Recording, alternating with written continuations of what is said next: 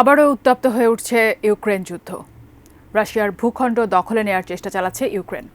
অন্যদিকে পাল্টা আক্রমণে ইউক্রেনে ড্রোন হামলা চালাচ্ছে রাশিয়া।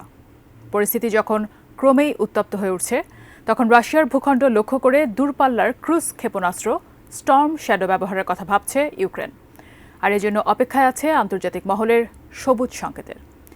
এখন প্রশ্ন হচ্ছে, স্টর্ম শ্যাডো কি, তা ইউক্রেনের জন্য কেন এত গুরুত্বপূর্ণ? বিস্তারিত শেখ ফরিদের রিপোর্টে। চলমান উত্তপ্ত পরিস্থিতির মধ্যেই যুদ্ধ কৌশলে পরিবর্তন আনার কথা ভাবছে ইউক্রেন। কেননা কিয়েভের ক্ষেপণাস্ত্র ব্যবহার এখন পর্যন্ত তাদের নিজস্ব ভূখণ্ডের মধ্যেই সীমাবদ্ধ। নিজেদের ভূখণ্ডে প্রবেশ করা রুশ বাহিনীকে আক্রমণ করছে তারা। তবে এবার দূরপাল্লার ক্ষেপণাস্ত্রের মাধ্যমে রাশিয়ার ভূখণ্ডে আক্রমণ চালাতে চায় ইউক্রেন।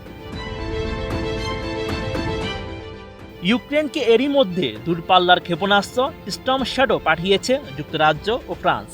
তবে তারা কিয়েভকে শর্ত দিয়েছে, কেবল নিজেদের সীমানার ভেতরে লক্ষ্যবস্তুতে হামলা চালাতে এই ক্ষেপণাস্ত্র ব্যবহার করতে পারবে তারা। এর ফলে যুদ্ধ পরিস্থিতি ক্রমেই উত্তপ্ত হয়ে উঠছে। ভিন্ন দিকে রূপ নিতে চলেছে এই যুদ্ধ। কাঠ ও পিভিসি ম্যাটেরিয়ালের সংমিশ্রণে তৈরি আধুনিক আরএফএল উডিডো, কাঠের চেয়েও কঠোর। দূরপাল্লার ক্ষেপণাস্ত্র স্টর্ম শ্যাডো হলো একটি দূরপাল্লার এয়ার লঞ্চ করা ক্রুজ ক্ষেপণাস্ত্র। এটি 1994 সালে যুক্তরাষ্ট্র ও ফ্রান্সের তৈরি। এটি মূলত ব্রিটিশ অ্যারোস্পেস দ্বারা নির্মিত। Sturm shadow missile MBDA system দ্বারা তৈরি। ফরাসিরা এটিকে স্ক্যাল্প বলে ডাকে।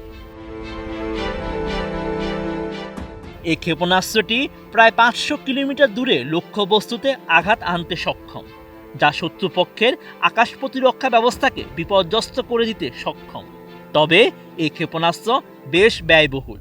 প্রতিটি ক্ষেপণাস্ত্র তৈরিতে প্রায় $1 মিলিয়ন অর্থ ব্যয় হয়।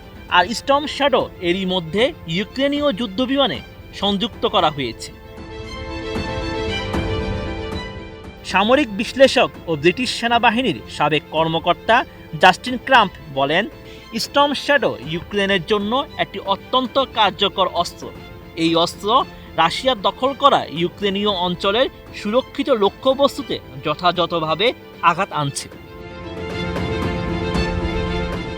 তবে সমস্যা হলো, ইউক্রেন কিভাবে এই ধরনের দূরপাল্লার ক্রুজ ক্ষেপণাস্ত্র রপ্তানির অনুমতি পেল তা এখনও পরিষ্কার নয়।